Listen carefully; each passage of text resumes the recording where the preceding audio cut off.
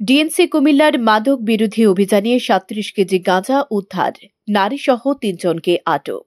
মাদকদ্রব্য নিয়ন্ত্রণ অধিদপ্তর কুমিল্লার উপপরিচালক চৌধুরী ইমরুল হাসানের সার্বিক তত্ত্বাবধানে ও পরিদর্শক মোহাম্মদ শরীফুল ইসলামের নেতৃত্বে ডিএনসি কুমিল্লা গোপন সংবাদের ভিত্তিতে কোতোয়ালি মডেল থানাধীন আলীখারচর বিশ্বরোড মেসার্স নাইমুল ফিলিংটন এলপিজির সামনে ঢাকাগামী স্টার লাইন নামে বাসে মাদক বিরোধী অভিযান পরিচালনা করে তাদের গাঁজা সহ আটক করা হয়।